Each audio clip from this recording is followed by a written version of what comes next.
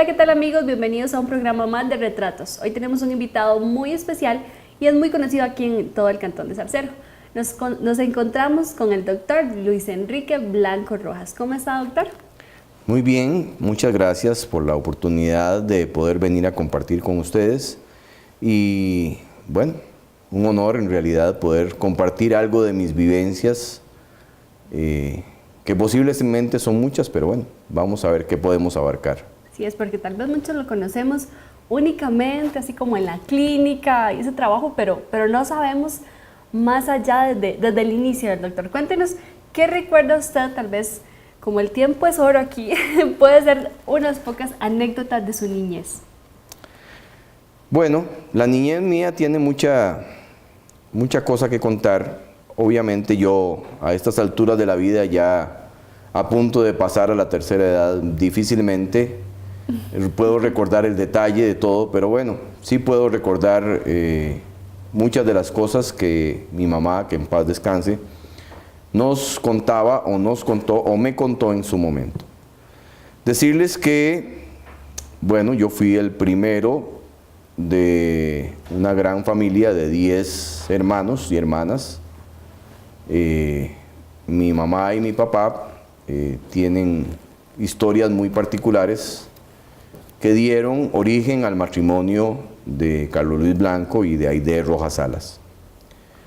Digo historias muy particulares porque, bueno, eso sería tema de otro día, pero ellos en realidad se conocieron porque vivieron en el mismo lugar, nacieron y vivieron aquí en Zarcero, y se conocieron desde muy jóvenes y tomaron una decisión de unir sus vidas, y bueno, de ahí salí yo, el primero de una familia grande y numerosa, y que en la infancia pues tuvo muchas cosas. Lo primero es que puedo contarles que posiblemente ustedes me ven acá, pero yo no debería estar aquí, puesto que a los 6 meses tuve uno de esos episodios curiosos de la vida en los que mi madre contaba que yo tuve una infección intestinal muy severa y el día que tenía que morirme, porque en ese entonces no había médicos, no había cómo trasladar tampoco a ningún paciente a un hospital ni a ningún otro lugar cercano, porque no había ni siquiera transporte, ni había medios de transporte. La familia nuestra era una familia muy humilde en aquella época, y pues empezando a hacer las cosas propias de cualquier matrimonio, pues era muy difícil. Y en realidad la infección avanzó muy rápido, y curiosamente a 500 metros de la casa donde nosotros vivíamos, que era una casa vieja que estaba por donde la gente llama La Dole, ahí cerquita de donde vivía don Adolfo Salazar, que era nuestro vecino más cercano. En aquella época también vivía como a unos 500 metros don Israel Alfaro, y también vivía doña Jesús, una viejita muy famosa porque era la que sabía curar con toda la clase de hierbas, y ella tenía en su casa muchos tipos de hierbas. Y cuando ella se enteró de que yo estaba con una infección intestinal y estaba con mucha vomitadera y diarrea, llegó a mi casa, dice mi mamá, con una ollita de cocimientos, y esa ollita de cocimientos le dijo que me comenzara a dar eso con una cucharita y que comenzara a darme constantemente.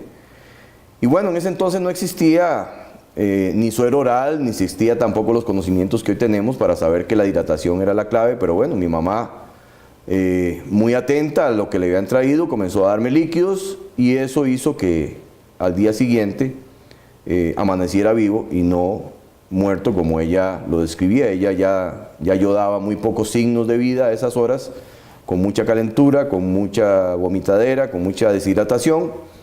Y pues precisamente fue la ollita con cocimientos que trajo doña Jesús, que muchos la recordarán, sobre todo de los viejos, porque en esa época ella era la que le daba medicinas y remedios a todos los habitantes de Laguna y del cantón en general. Esa es una de las anécdotas de la infancia que yo no recuerdo, pero que mi mamá contaba. La otra cosa es que Bueno, en la época de nosotros, cuando nos criábamos, había mucho trabajo. Mi papá estaba dedicado, mi papá era un peón de finca, en ese entonces él no tenía ni propiedades, ni tenía ni siquiera la casa donde vivíamos, era una casa prestada. Y en esa casa nosotros pues vivimos los primeros años hasta que mi papá pudo hacer su primera casa, pero en esa casa había muchas necesidades, se vivía con lo básico. Mi papá alquilaba algunos terrenos para sembrar que estaban alrededor de la casa, estaban cerca, no eran lejos. Y bueno, también sí recuerdo, esa parte sí la recuerdo ya, porque cuando tenía 4 años o 5 años, dice mi mamá, en realidad desde los 3 ella ya tenía una alforja de mecate, como las que habían antes, y entonces en la parte de adelante metía el almuerzo envuelto en hojas y en algún trapito, y luego en la parte de atrás iba la botella de refresco. Y entonces esa alforja me la encajaba yo en la cabeza o en los hombros, y siempre yo insistía en que me dejara ir a dejar el almuerzo donde mi papá. Apenas podía caminar, y entonces hay otra anécdota curiosa que sucede en ese entonces, porque en cierta ocasión mi mamá, como a las 10 de la mañana, me mandó con el almuerzo para mi papá, que estaba tal vez a unos 500 metros de distancia. Y bueno, como todo niño, yo me fui por el trillo que conocía, por donde yo sabía que estaba más o menos mi papá, pero de camino me senté a descansar y me quedé dormido. Por desgracia me quedé dormido en la entrecalle del terreno que mi papá estaba preparando o estaba sembrando. Y claro, fue una gran alarma, porque como a las 12 del día llega mi papá muy furioso a pedir el almuerzo, que por qué no había llegado, que por qué no le había mandado el almuerzo, que ya estaba partiéndose del hambre. Y mi mamá le dice que ya me había mandado el almuerzo, o ya había mandado el almuerzo desde las 10 de la mañana, desde antes de las 10, y que eran las 12 y yo no aparecía, y efectivamente yo no aparecía. Y entonces, como era tan dormilón, porque yo no tengo el mismo aspecto físico, pero yo era muy gordito, era muy rechoncho, y entonces me quedé dormido en la entrecalle con todo el almuerzo, y el almuerzo nunca llegó.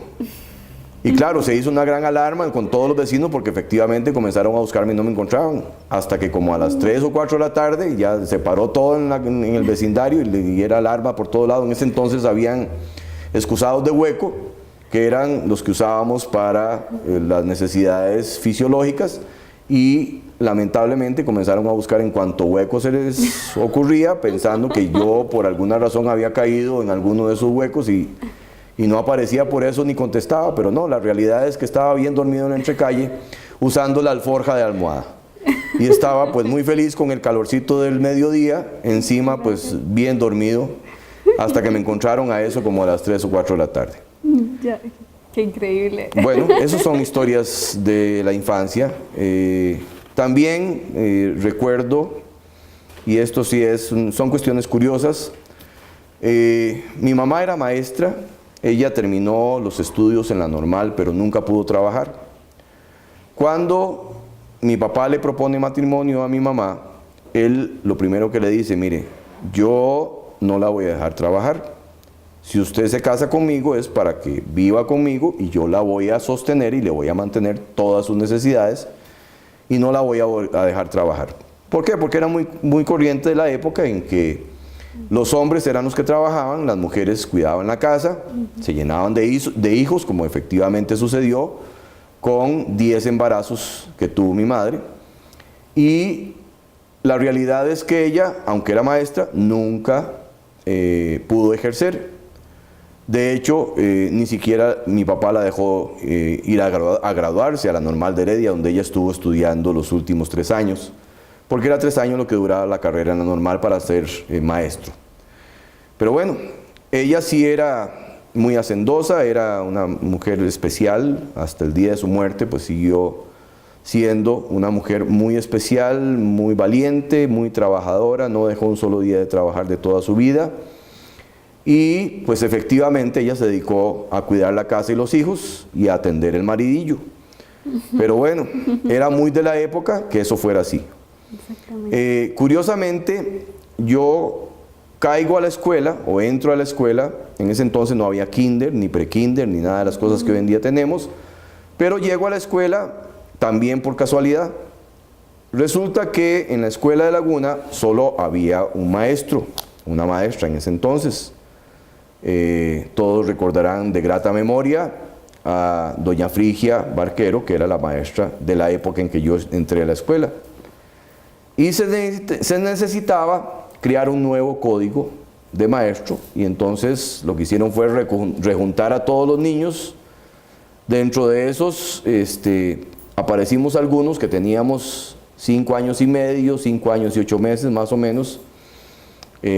Para el caso mío, yo tenía 5 años y 6 meses cuando empiezan el curso de la escuela, y entonces nos llaman y nos mandan a pedir que a las mamás las buscan y les dice que manden todos los niños que tienen más de 5 años y medio, aunque se sabía que era 6 años y 2 meses para poder ingresar a la escuela.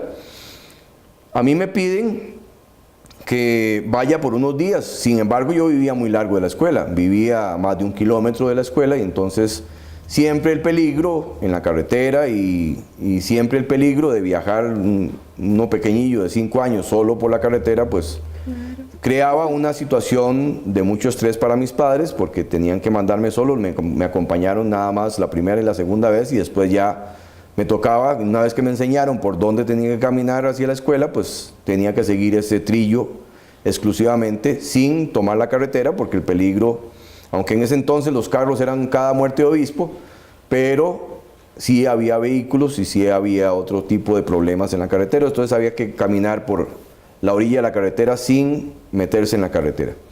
Lo cierto es que yo ya iba un poco adelantado, porque desde que yo tenía 3 años, mi mamá ya había empezado a enseñarme un poco, a conocer las letras, a conocer algunas cosas. Y efectivamente, ese ingreso de 5 años era por 15 días, mientras pasaba el supervisor de escuelas y verificaba que efectivamente había la matrícula necesaria para crear un nuevo código de maestro, y después yo tenía que regresarme, como todos los niños de 5 años, a las casas. Pero eso no ocurrió. Y no ocurrió porque, como anécdota de la maestra, pues mi maestra siempre nos recordaba y nos decía y mi mamá también lo decía, que como a los 15 días, la maestra mía era doña Inés Rodríguez, y ella viajaba de Zarcero muchas veces a pie. Ella se iba a pie hasta Laguna y regresaba a veces a pie, porque no habían suficientes buses. Y la historia es que como a los 15 o 22 días, mi mamá espera la pasada de la maestra, y cuando la maestra pasa por el frente de la casa, mi mamá la llama y le dice que ya pasaron los 15 días, que si ya puedo dejar de ir a la escuela. Y entonces la maestra le dice a mi mamá: de ahí, pero es que ¿cómo me va a quitar el trapito dominguear? Yo claro que no entendía esas cosas, pero bueno, lo que quería decir la maestra es que era un estudiante de alguna forma un poco más aventajado, porque efectivamente mi mamá me ayudaba mucho. Y como yo tenía la principal maestra en mi casa, pues entonces tenía la oportunidad de ir aprendiendo muchas de las cosas. Efectivamente ya no habían pasado ni 3 meses cuando ya yo sabía leer, sabía escribir, y muchas cosas que fui adelantando. Y eso en realidad me sirvió mucho después, porque avancé con mucha rapidez en la escuela, llegué al colegio siendo muy joven, y llegué a la universidad también siendo muy joven. Yo ingreso a la universidad de 16 años. A los 16 años ya yo estaba graduado de secundaria. Increíble. Y entro a la universidad de 16 años. Y entonces, claro, todo el mundo lo veía así como... Sí, era normal que había como más. un bicho raro, porque era con la cara de chiquillo que todavía tenía. Lástima que se me acabó la cara de chiquillo muy pronto también. Pero bueno, es parte de las historias o vivencias de la escuela y el colegio. Y cuando ingresó a la universidad, ya usted iba decidido a estudiar medicina. ¿Por qué? La historia de cómo decido o cómo tomo la decisión de estudiar medicina, pues también es una historia curiosa. Tenía yo 8 años de edad cuando mi papá se enfermó de una shigelosis, una infección también intestinal muy severa, pero en los adultos era muy grave. Mi papá se desarrolla una shigelosis. En ese entonces no sabíamos que era shigelosis, nos dimos cuenta después por los exámenes. Y a mí me contaron después qué era la cosa, pero en ese entonces entrar al cuarto del papá y la mamá, pues eso era imposible. Ya uno después de los 2 años tenía que dormir en su cuarto aparte y el cuarto de papá y mamá era sagrado. Ahí nadie entraba para ninguna cosa, ninguna hora del día ni de la noche. Era como un recinto especial donde el acceso no era para los hijos, era solo para los adultos. Pero bueno, mi papá se enferma y un día de tantos no puede ir a trabajar y pasa todo el día con mucha fiebre, con mucha afectación del estado general, efectivamente con una diarrea severa. Cuando ya va acercándose las horas de la noche del segundo día que pasó enfermo, como a las 7 de la noche ya el estado de mi papá era tan grave que mi mamá no le queda más que tomar la decisión de mandarme a Zarcero con 8 años. Sí. Y bueno, yo Zarcero medio lo conocía porque venía a pie los domingos a misa, que siempre veníamos a misa de 9 de la mañana y nos veníamos a pie desde la casa y regresábamos a pie. El asunto es que mi mamá me da instrucciones de que venga a Zarcero a buscar a don Alberto Lizano, que era el boticario y que era el único que vivía en Zarcero. Y entonces, bueno, me toca esa experiencia de tener que venirme por la carretera de noche, donde no había luz, porque hoy en día pues hay luces de los carros, hay luces de las lámparas, en ese entonces era una oscuridad absoluta. Y el problema más serio era pasar por el frente de la casa de don Adolfo Salazar. Don Adolfo Salazar tenía 4 perros, que conocí yo muy bien. Afortunadamente para mí, como yo vivía ahí muy cerca, los perros contra mí no la tenían, pero esa noche tampoco pasó ninguna cosa. Yo pasé por el frente de la casa de don Adolfo, era muy oscuro, pasé por la casa, por el frente de la lechería de don Julio Argüello, por el frente de la casa de don Julio Argüello, y seguí para Zarcero. Y bueno, yo llegué a Zarcero y casi ni conocía a Zarcero. Yo conocía la iglesia muy bien, pero de ahí el boticario no estaba en la iglesia. Y lamentablemente a esa edad era muy difícil poder, pero ya me habían dado instrucciones de que fuera a buscar la botica y entonces ya yo sabía leer y escribir, entonces pude buscar y preguntando, se llega a Roma y llegué a la casa, a la botica, que estaba ubicada en la pasamanería que hoy en día tiene Gustavo Alvarado. Ahí estaba la botica vieja y en esa botica pues llegué y toqué la puerta y después de mucho tocar salió un viejito que yo no conocía ni sabía quién era, pero bueno, salió un viejito y me dijo que qué andaba haciendo, que qué buscaba. Entonces ya yo le conté la historia de mi papá y que mi mamá lo mandaba a llamar. Y bueno, con toda la paciencia, porque eran como las 8 de la noche, oscuridad total en Zarcero, silencio absoluto en toda la ciudad, no había absolutamente nadie ni en las calles ni en ningún lado.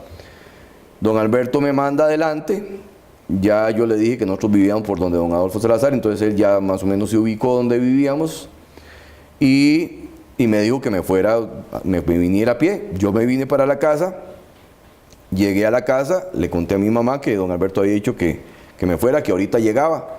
Y efectivamente, al ratito venía un caballo por la carretera, que en ese entonces en muchos pedazos era de lastre. Y llegó don Alberto Lizano y bueno, ahí traía sus remedios y sus cosas, y con eso logró sacar a mi papá adelante, que incluso durante todo ese día, toda esa noche, pues pasamos casi todos en vela porque era tal la situación de que no se sabía si iba a sobrevivir para el día siguiente. Entonces, años después, 2 o 3 años después, en la escuela la maestra me pregunta que qué quería estudiar y entonces ya yo, a raíz de esa situación que fue traumática para mí, pero que de alguna forma me marcó, yo tomé la decisión casi días después de que yo quería estudiar medicina porque no había un médico en Zarcero. Y era una injusticia que algunos pacientes se quedaran sin atención médica porque no había quien se quedara en Zarcero. El médico que venía de Naranjo en ese entonces solo venía a veces durante el día y no eran todos los días tampoco, y entonces solo quedaba el boticario para atender todas las necesidades de los pobladores. Qué increíble. Es que era tan difícil y tan diferente, o sea, jamás todo el acceso que tenemos ahorita. En el momento que ya, bueno, me imagino se gradúa y demás, ¿dónde fueron los primeros lugares donde usted ya empezó a ejercer como médico? ¿En qué hospital o clínicas? ¿Cómo fue eso? Mire, a mí me tocan varias cosas que tal vez pues valga la pena mencionar. Lo primero es que yo me voy a la Universidad de Costa Rica, que es la única universidad que tiene en ese entonces carrera de medicina. Topo con la dicha y con la gracia de Dios de poder ingresar directamente a la carrera de medicina, que ese año exactamente cambió de currículum. Antes de que yo entrara había que llevar 3 años de premédica, que eran una especie de cursos de nivelación en química, en física, en biología y en matemática para poder ingresar después a la carrera de medicina. A mí me toca vivir el cambio de lo que se llamó en aquel entonces nuevo currículum de la carrera de medicina, y yo me voy a estudiar, entro a la universidad, igual me voy para San José sin conocer nada de San José. San José era una ciudad muy lejana para nosotros.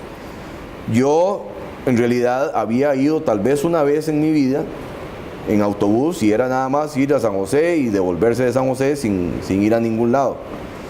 Sin saber ni siquiera dónde quedaba la Universidad de Costa Rica, yo recuerdo que nosotros tuvimos un viaje a conocer la Universidad de Costa Rica unos meses antes de que terminara el 5º año, con alguno de los profesores que nos llevó allá. Y una vez que estuvimos allá y conocí ya dónde quedaba la Universidad de Costa Rica, pues me tocaba ir en autobús. No podía viajar desde aquí, pues entonces tuvimos que apoyarnos en la única tía hermana de mi mamá, que vivía en San José.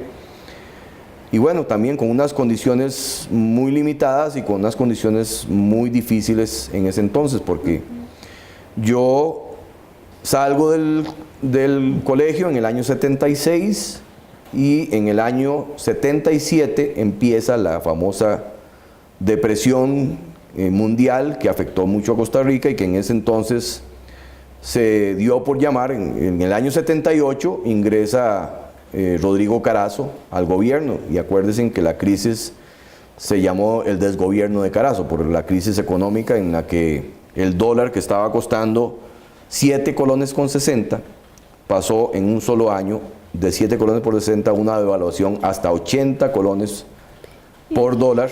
Eso fue una devaluación del 1100%. Y claro,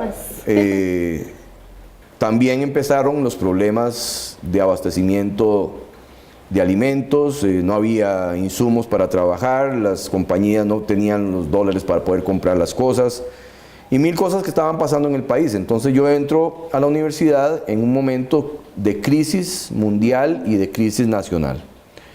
Y esa crisis nacional se veía reflejada obviamente en todas las casas y en todos los hogares y en todos los lugares.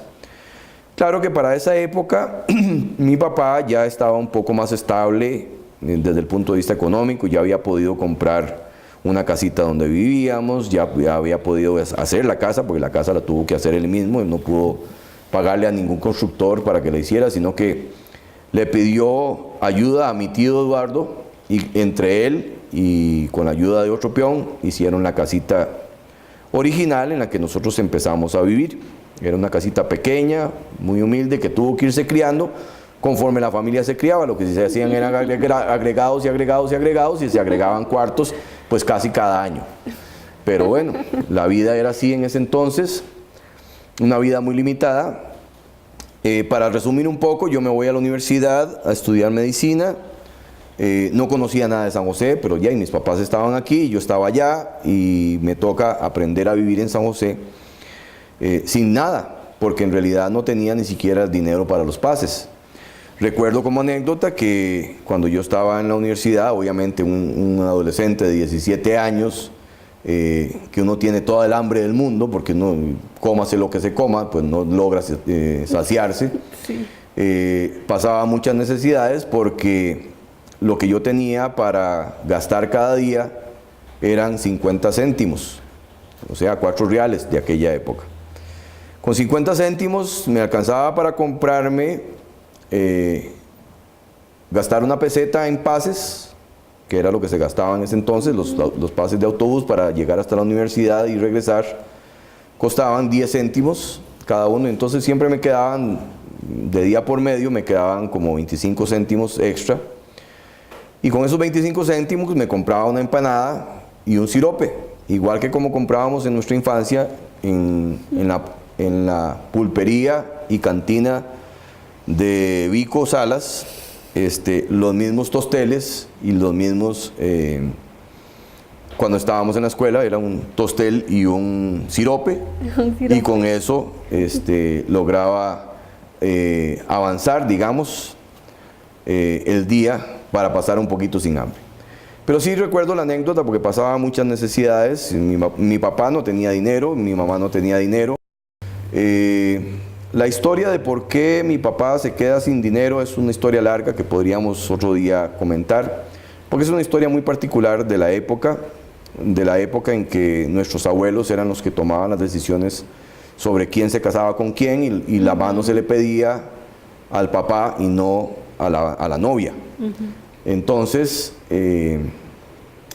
la situación es que mi abuelo se ve en la necesidad de desheredar a mi papá por la situación tan difícil que estaba pasando.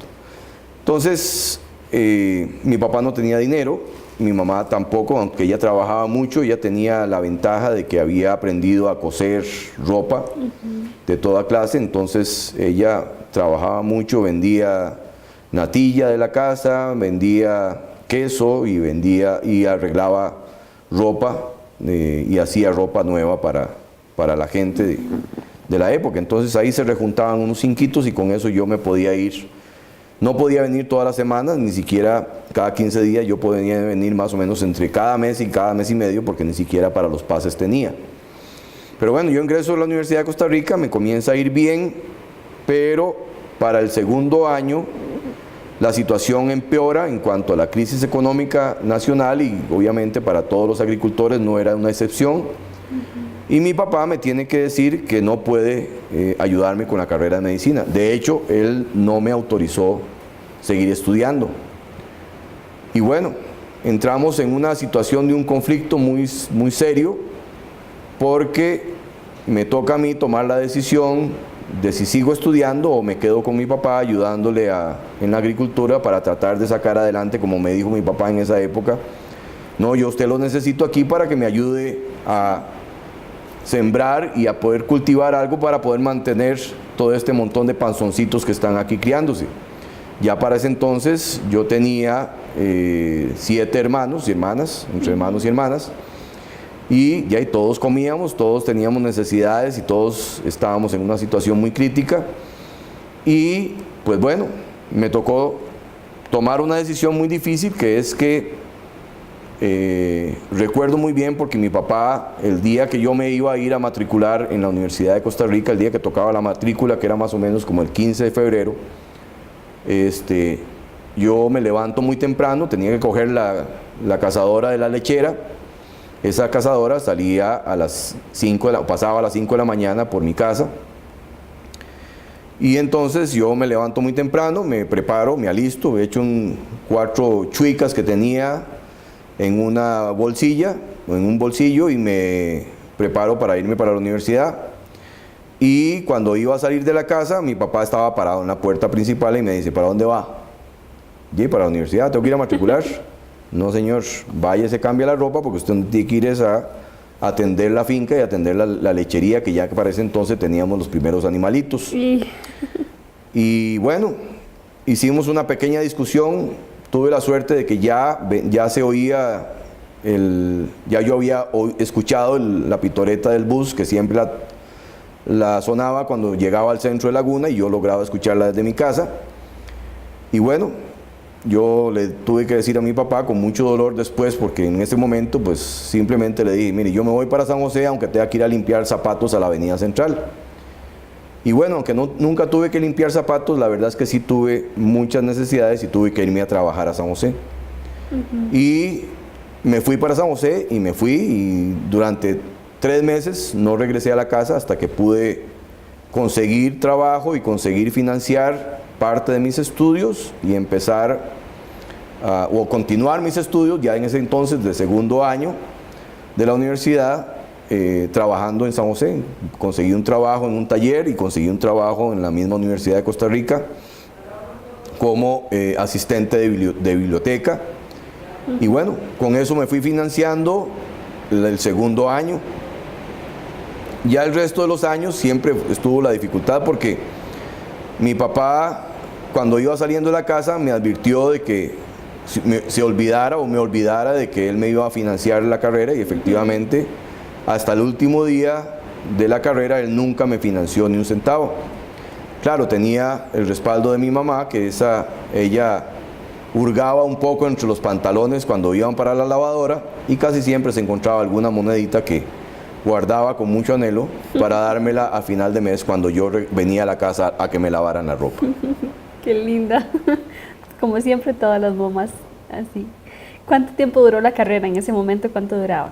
¿Cuántos años? La carrera pasó, tuve también suerte en eso porque la carrera pasó, el año que yo ingresé, la carrera de medicina cambió de 8 a 6 años porque había una crisis de falta de médicos en el país y la Caja Costarricense de Seguro Social, que ya había empezado, pues estaba por arrancar, porque recuerden que realmente la Caja Costarricense de Seguro Social se funda como tal en 1973.